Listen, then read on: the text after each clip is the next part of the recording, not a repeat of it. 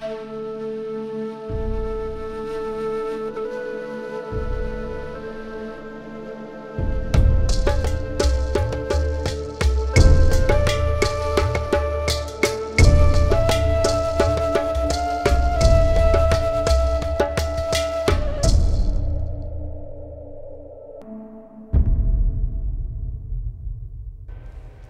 chào các bạn.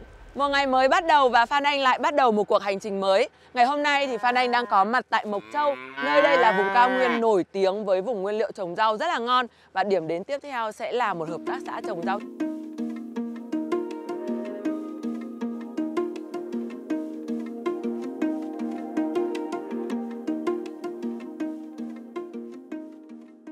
Chị ơi, vườn rau của mình xanh tốt như này thì mình có làm nó theo tiêu chuẩn gì không hả chị? Thì cũng phải theo cái chương trình Việt Gáp của nó, thì mình tất nhiên là mình vẫn phải theo đúng cái quy trình chăm sóc này, rồi là tưới bón như thế nào cho mình cái chất lượng. Vâng. Chị ơi, em thấy ở ngoài kia mình có một cái biển là nông trại của mình thì thuộc dự án RED của chính phủ Australia tài trợ đúng không chị? Đúng rồi đấy. Thế thì không biết là dự án này thì có hỗ trợ gì cho mình trong cái công việc làm không?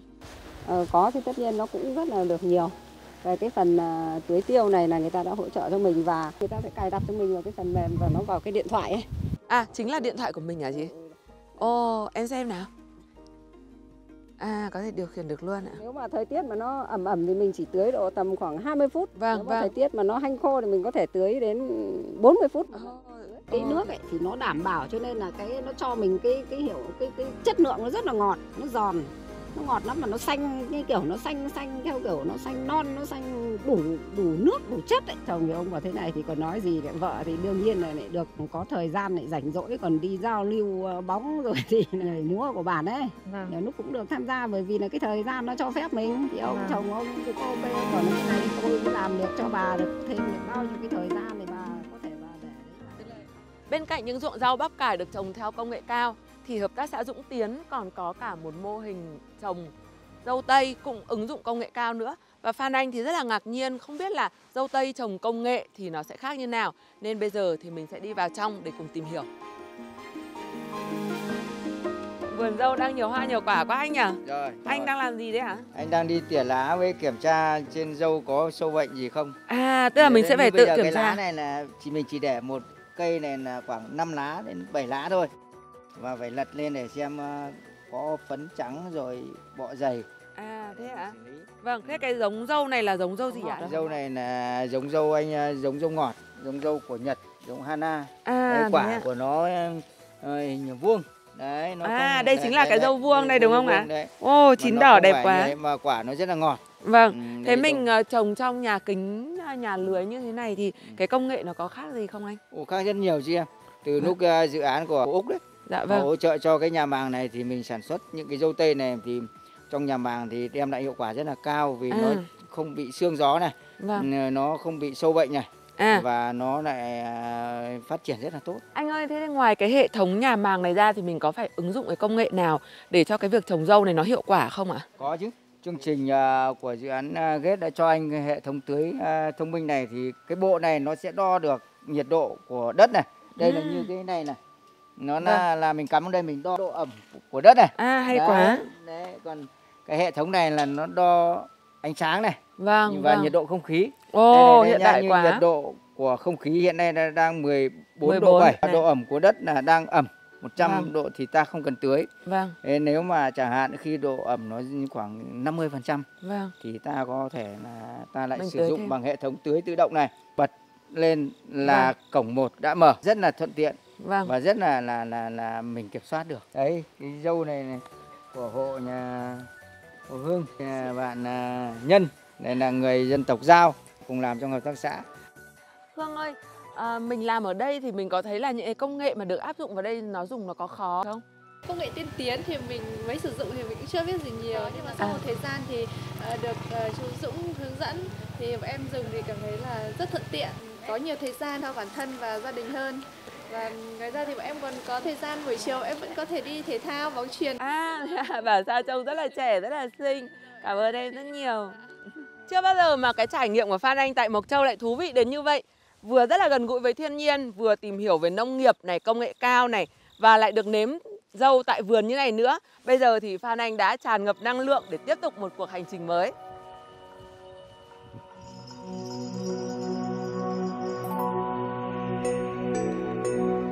Bản Dọi nằm bình yên giữa thung lũng xanh mướt. Đường vào bản thì lối nào cũng tràn ngập các loại hoa. Người dân ở bản Dọi hiền lành và chăm chỉ. Đặc biệt là ở đây còn giữ được rất nhiều nghề thủ công truyền thống, như nghề đan mây ở đây đã có từ rất lâu. Các sản phẩm thủ công ở đây thì tỉ mỉ và trau chuốt, không chỉ có giá trị cao về kinh tế mà còn là nét đặc trưng thu hút du lịch của bản. Bạn hoàn toàn có thể dành thời gian để trải nghiệm tìm hiểu cách mà người dân ở đây làm ra những sản phẩm này, hoặc là mua về để làm quà kỷ niệm, vừa có giá trị sử dụng hữu ích mà lại rất bền đẹp, thân thiện với môi trường.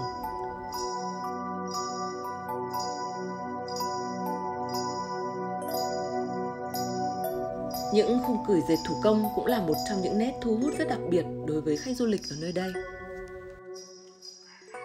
Chào em ơi, em đang dệt gì mà đẹp thế? Em đang dệt áo ạ. Wow, đây là cái khung cửi truyền thống của mình đây nhỉ? Nhà em thì vẫn giữ nét truyền thống chị ạ. Hàng ngày mình có dệt như này không? Dạ không ạ, em thỉnh thoảng em mới dệt thôi ạ. Dạ vâng, em dệt em để trưng bày cho khách du lịch lên trải nghiệm. Ở đây thì có phát triển về du lịch không? Dạ có chị ạ. Dự án của URED chính phủ cũng đã hỗ trợ rồi. À thế à? Thế thì cái dự án này họ hỗ trợ mình những cái gì nhỉ em nhỉ? Dạ chúng em được dự án hỗ trợ đi tham quan, học hỏi cách làm du lịch cộng đồng ở các bản khác, được học những kỹ năng tiếp khách, nấu ăn, cải tạo homestay và giữ gìn vệ sinh môi trường. Tức là mình sẽ được học rất là nhiều các cái kỹ năng đúng không? Để phát triển homestay này, phát triển du lịch cộng đồng ở đây này. Tức là mình nâng cao cái dịch vụ lên đúng không? Chị cũng hy vọng là bản Dọi rất là đẹp rồi mà khung cảnh xung quanh nữa thì chị thấy là mình đã còn gọn gàng này, sạch sẽ và còn trồng hoa nữa. Khung cảnh quan của bản rất đẹp, rất là hay. Chị cũng hy vọng là sẽ sớm được quay lại đây lần nữa nhé. Dạ vâng. Cảm ơn em.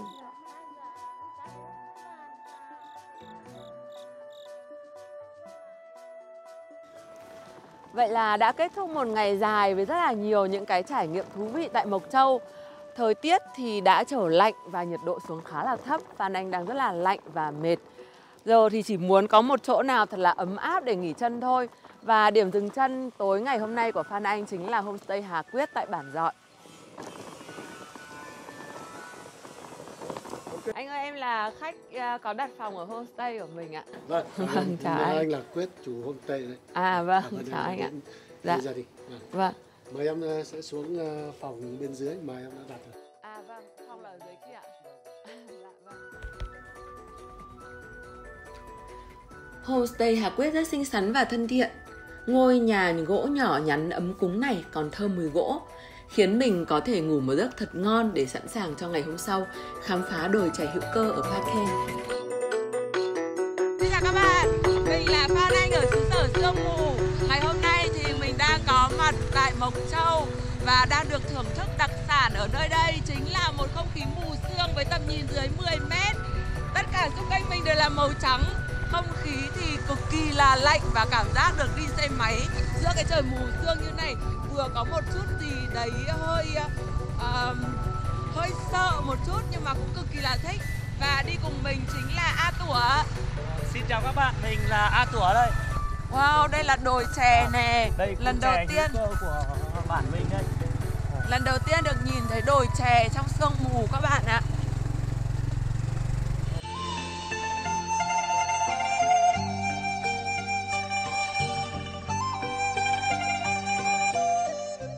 Đây là những anh chị em làm trong cùng hợp tác xã. À, chào em.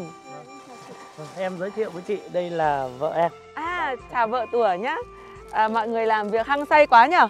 Em ơi, cả một cái đồi chè rộng như này thì làm thế nào để mình phòng trừ sâu bệnh hoặc là để cho nó có cái năng suất cao hơn hả em? Vâng, thưa chị là do những cái lúc đầu em làm theo cái phương pháp truyền thống ấy, thì cái hiệu quả của nó không được cao, nhiều sâu bệnh. Nên là sau khi em chuyển đổi sang làm hữu cơ thì bây giờ cái năng suất nó tăng lên và cái sâu bệnh nó cũng giảm đi. Cái việc chuyển đổi hữu cơ này là do mình tự nguyện hoặc là do mình tìm hiểu, hay là có một cái thúc đẩy gì mà mình lại có thể có một cái bước đổi mới như vậy? Vâng, do được dự án GRET hỗ trợ và bọn em đã chuyển đổi làm hữu cơ. Cứ hàng ngày là cả hai vợ chồng cùng nhau làm trên cánh đồng rất là lãng mạn như này đấy hả em? Lúc đầu thì do là em chưa tự tin, cũng chỉ một mình anh Tủa làm thôi.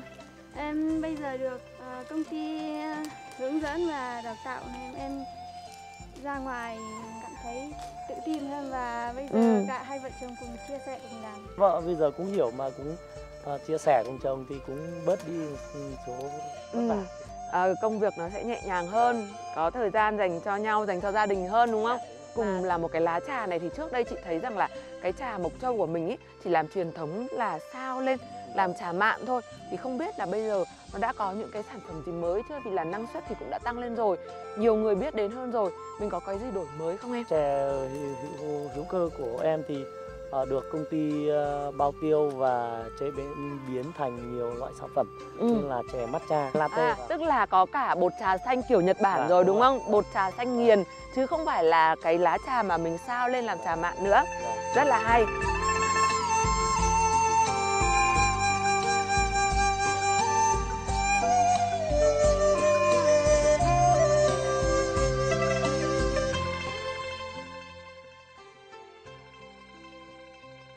Mời các em nhé. Vâng.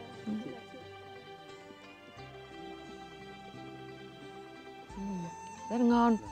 Cái vị nó rất là thanh nhỉ. Cái chè truyền thống thì nó không được thơm, nước của nó không được xanh như này. Đúng rồi. Sau khi em chuyển làm cái hữu cơ với cả cái chè matcha này thì cái chất lượng chè nó nâng cao hơn. Mình mà làm được ra nhiều những cái sản phẩm khác nhau đổi mới như này rồi thì nó có hỗ trợ được cái thu nhập của mình không? Hay là cái cuộc sống của mình nó có tốt lên được không em? Dạ vâng, sau khi gia đình em chuyển sang làm chè hữu cơ thì thu nhập cũng tăng lên 50%.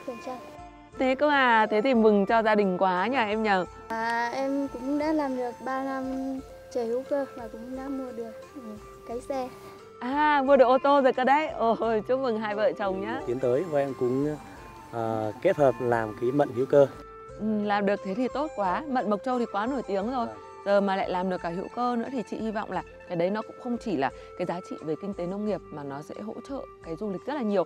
Vì chị cảm thấy là rất là đẹp với những cái rừng mận rồi mùa hoa mận nở nhỉ, những cái cung đường tuyệt đẹp luôn.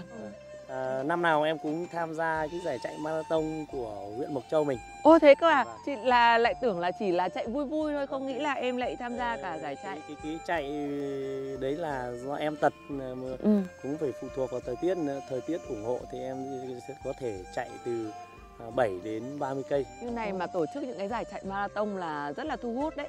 Vì chị nghĩ là cảnh cũng đã đẹp để những cái cung đường đi qua những cái đồi chè hay là những vườn mận như này. Nó rất là trong lành, không khí trong lành. Rất hay em ạ. Cảm ơn hai vợ chồng rất là nhiều.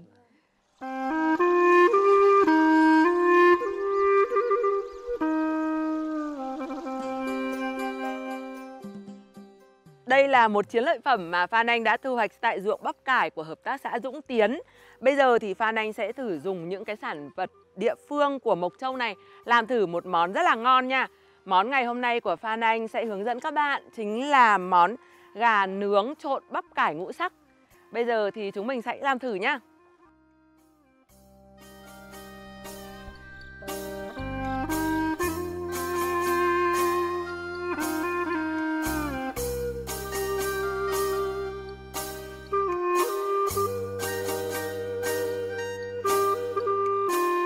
Chào mọi người, món mới đến đây. Wow, Anh. em có cái món gì hấp dẫn thế, ngon quá nhỉ? Vâng, đây là món nộm gà nướng rau bắp cải ngũ sắc. Ngồi đây. Dạ vâng. Đây. Giới thiệu với em thì được tin em đến nhà thì gia đình với mấy chị em ở xung quanh đây cũng muốn góp mỗi người một món là món pà pình tộp, tức là tiếng Thái. Vâng. Pà pình tộp tức là cá nướng gấp. Thì cá mổ ra xong quá. cho các gia vị vào gấp lại trong nướng cho đến khi chín. Cái món đây là gà rán thì chắc là em cũng biết rồi. Còn đây nữa là cái món rất đặc biệt. Món này là đặc trưng của người Thái. Đây là gọi là món mọc. Mọc tức là cho có thể thịt gà, thịt lợn, thịt ba chỉ xong là thái ướp với lại cái dọc bùng ấy. Sau đó thì mình sẽ gói bằng cái lá dong này. Xong là được nấu cách thủy. Đặc biệt cái món này không được thiếu như vậy là tấm gạo nếp, nó sẽ vừa làm dẻo vừa thơm vừa ăn rất ngon. Đấy, mọi người đến đây là rất là khen, rất là hấp dẫn. Rất là vui, cảm ơn các chị em rất là nhiều, mọi người không ạ? Em mời chị món mọc thôi, chị cảm ơn em. Wow, ngon.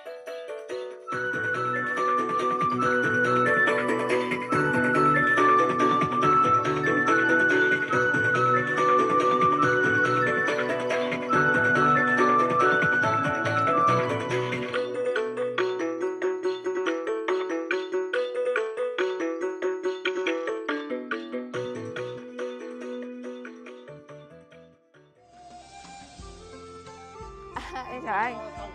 Vâng, em cũng đã sẵn sàng rồi đây ạ. Anh Quyết ơi, những cái ngày vừa qua ở đây, ở Bản Dọi thì là rất là vui. Và như đã hẹn với cả anh ngày hôm qua thì em muốn tặng lại anh một cái công thức món nộm gà nướng bắp cải, trộn bắp cải ngũ sắc và có chút quà gửi tặng anh. Hy vọng là sẽ là một cái kỷ niệm đẹp và em cũng mong là sẽ sớm được quay lại Bản Dọi của mình anh ạ. Vâng, em cảm ơn anh.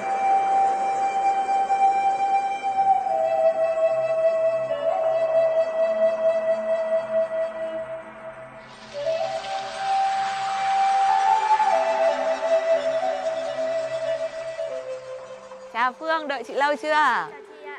Em cũng mới tới chị ạ. Thế là bản mình đẹp thật đấy. Chị đi mà cũng cứ ngó nghiêng với cả dừng lại chụp hình vì quá đẹp. Vào cái đợt mà cảnh của bản đang đẹp đấy chị ạ. Vâng. Rất giờ xinh. thì chị muốn đi vào homestay luôn hay là mình sẽ đi tham quan bản trước hả chị? Hay là mình đi một vòng đi. Vâng. Chị thấy thời tiết đang rất là đẹp. Vâng, vậy hôm nay mình sẽ đi một vòng nhé chị nhé. Ok, đi. Chị ơi, phía bên kia là ngôi nhà cổ của bản em đấy chị ạ. Nó được xây dựng gần được 40 năm rồi chị ạ. Ồ thế à? Thế mà trông nó vẫn còn rất là đẹp và trông cũng còn nguyên trạng đấy chứ nhỉ? Dạ vâng, đây là được xây theo kiểu truyền thống của bản em chị ạ. Đẹp quá.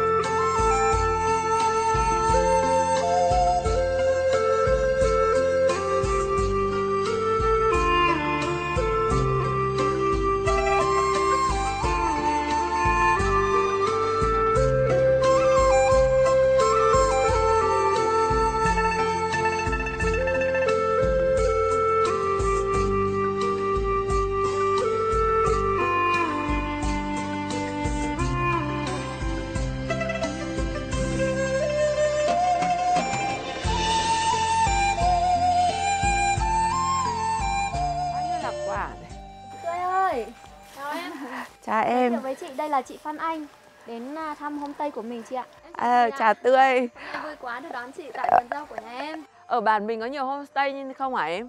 Ở trong bản em thì hiện tại là có 16 hộ đang tham gia làm homestay. Ồ, thế thì cũng đông vui đấy nhở? Vâng, chị ạ. Mình làm lâu chưa nhà em nhở? Ở trong bản em thì có nhà thì cũng đã đón được 4-5 năm nay rồi chị ạ. Cũng có nhà thì cũng mới làm trong năm nay thôi ạ. Trước đây thì chúng em ở trong bản thì làm du lịch là theo hướng tự phát. Và năm vừa qua thì chúng em có tham gia vào dự án Great thì có 16 hộ tham gia vào dự án. Thì bắt đầu vào năm nay thì ở trong bản đã có khách biết đến và đã đến với bản chúng em rất là nhiều. Chúng em thì làm du lịch và kết hợp với cả nông nghiệp luôn. Không những nghỉ và ăn uống ở đây mà khách còn có thể là trải nghiệm hái dâu tây ở vườn luôn. Em mời chị Phan Anh chị ăn thử dâu nha. Ăn được luôn tại vườn à? Sạch luôn đây chị ạ. Mặc là quả rất là nhỏ nhưng mà ăn rất là ngọt. Wow, để chị sẽ thử xem. Chị Phan Anh ơi, thế những mà cái quả dâu như thế này ấy, thì khi mà chín đỏ như thế này thì em muốn là chế biến thành một món ăn nào đó để phục vụ cho khách đến nghỉ tại homestay của em. Thì chị có thể là dạy cho em một món ăn từ dâu hoặc là một đồ uống từ dâu được không ạ? Chị nghĩ là cũng là một cách hay đấy.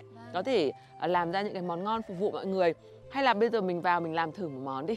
Dạ Chị nghĩ là với những cái nguyên liệu ở homestay này chị sẽ thử xem là mình có thể làm.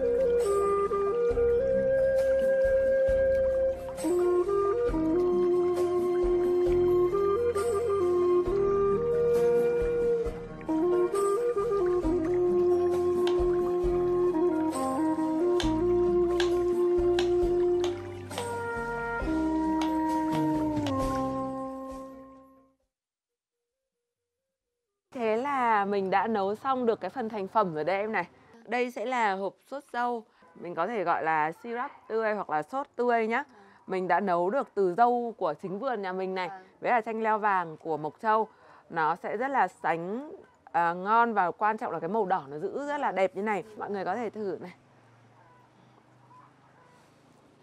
Thơm lắm chị. Thơm lắm đúng không? Đấy, có cả cái mùi đúng chanh leo, mùi dâu và mùi các cái loại gia vị rừng của mình. Thì cái loại mứt này em ạ, cái loại sốt này em ạ, mình có thể làm được rất là nhiều món ngon. Ví dụ như là đây là chị chuẩn bị 2 cốc sữa nóng này để mình uống ngay bây giờ nhá. Thì có thể dùng sữa tươi thanh trùng hoặc là ăn với cả sữa chua không đường, hoặc là làm sốt salad này, ăn với bánh mì này và rất là nhiều thứ khác nữa. Đấy, em nhìn này, thành phẩm của mình rất là đẹp đúng không? Đỏ óng ra và rất là sánh thơm, còn có cả miếng dâu tươi nữa.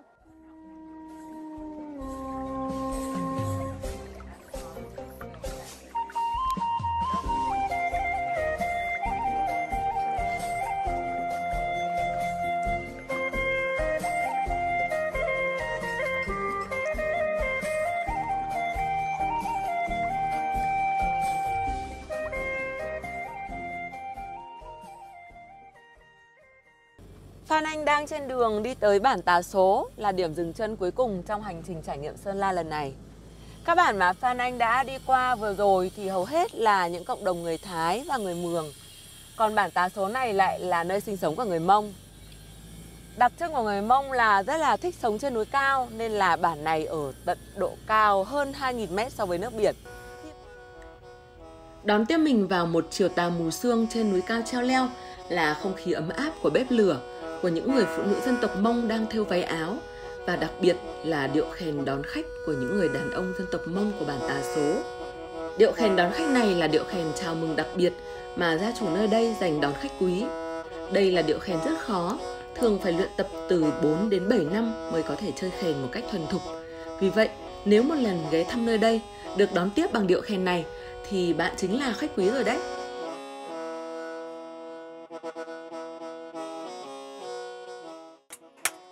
Con dao được rèn theo cách hoàn toàn truyền thống và thủ công do một nghệ nhân lớn tuổi ở bản Tà Số làm.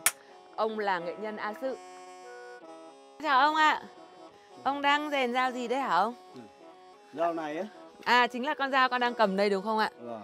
Còn đây là cái lò rèn đúng không ông? Đây là cái lò rèn. Nó hoạt động thế nào hả ông? Vâng. Ở đây này. Thế là nó sẽ thổi lửa ra đây và mình sẽ rèn. Ở trong thì không có gì đâu, lông gà thôi. Vâng. Không có máy móc gì ở trong đâu. Có nghĩa là mình tự làm bằng tay đúng không? Vâng. Thế còn cái chất liệu mà mình làm ra cái lưỡi dao này là bằng gì ông nhỉ? Dích xe. À, làm bằng nhíp ô tô đúng không ạ? Vâng. Ông rèn trông rất là sắc nét và rất là đẹp chắc chắn này. Bao nhiêu lâu thì ông rèn xong được một con dao này không? Một ngày thì được hai cái. À, một ngày được 2 cái dao. Ngoài dao này ra thì ông có rèn thêm những cái dụng cụ gì khác không hay chỉ có dao thôi? Vâng, chỉ có dao thôi. Dao ấy cả vỏ cả chuôi. Vâng. À, ông làm cả vỏ và cả chuôi luôn. Rất là đẹp ạ. Giờ thì Phan Anh đang ghé thăm một gia đình người Mông có nghề truyền thống là vẽ sáp ong và nhuộm tràm. Đó chính là gia đình nhà anh Phà và chị Chu. Chào anh chị ạ. Mình đang vẽ sáp ong rồi phải không ạ?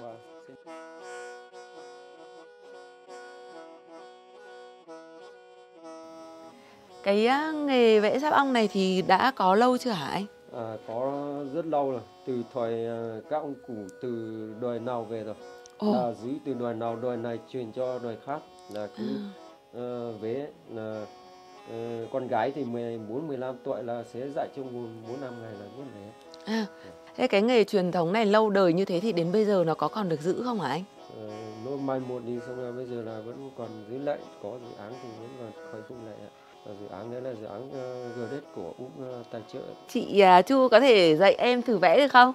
Đây em sẽ vâng. đổi vị trí cho em.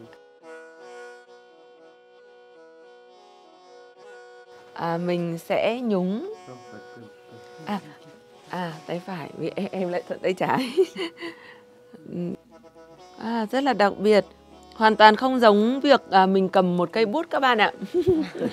Đấy, mình sẽ ấn vào đây, chấm một tí vào đây và đưa nó xuống ngược lại đúng không? Rồi, ok. Cái này rất là thú vị. Khi mà mình vẽ sáp ong này xong rồi thì làm thế nào để mình có thể tạo ra được những cái màu sắc và hoa văn nó lại màu trắng như này ở trên những cái tấm vải này anh? Một trâu cái lũ về qua lấy món trâu là có thể mầm bao nó về qua lấy một lăng tuổi thì cho cha nên thì tặng lâu. Nồi nước nóng này là nhúng lên xong là đưa lại như này để cho nó bong hết cái sáo ong mà dài này ra là nó sẽ có cái màu trắng kia. Màu trắng này. Đấy. Chị ở lại phía giống mong vậy ô nó vậy chị ở lại dù có lại tan nữa có giờ nắng có rỡ sợ phong bảo thì lần cứ luôn nữa. Lâu cho cha nó chị dù ô lo lên nó là chị dù chẳng mất lăng thì cũ là vẫn ô lại cứ cho đi cho nó xưa là chị lâu chẳng tao làm xong là cái vạy thái này là nó thuộc về vạy sợi vạy chị ấy thì nhiều lần là cho dù mình nhúng vào nước nóng nó cũng không bong hết những cái màu đen như cái sáp ong này, mà mình mạt cho dù 100 năm đi nữa nó vẫn càng đẹp càng tốt. Thế ạ? Tức là nó sẽ không bị dễ bay màu và nó cũng không dễ bị rách hỏng đúng không? Mình sẽ càng dùng càng đẹp đúng không? Càng dùng càng đẹp, càng mặc nhiều là nó càng nổi lên. Càng mặc nhiều nó càng nổi lên. Một cuộc hành trình thú vị thì không đo bằng những dặm đường ta đi, mà đo bằng những gì mà ta trải nghiệm. Và hành trình Vân Hồ Mộc Châu của Phan Anh những ngày qua là một chuỗi những trải nghiệm vô cùng thú vị về ẩm thực, về văn hóa các vùng miền, và trên hết là sự kết nối của đồng bào. Càng đi thì càng thấy đất nước ta tươi đẹp. Và trên hết là Phan Anh nhận thấy rằng phụ nữ các dân tộc thiểu số ngày càng tự tin hơn, mạnh dạn hơn, tham gia vào việc kinh tế gia đình cũng như là nâng cao cái vị thế của bản thân trong cả gia đình cũng như là cộng đồng. Đây chính là những cái giá trị trải nghiệm mà Phan Anh sẽ không bao giờ có thể quên được. Hẹn gặp lại xứ sở sương mù, hẹn gặp lại những thung lũng nắng và những đồi chè vào một ngày gần nhất.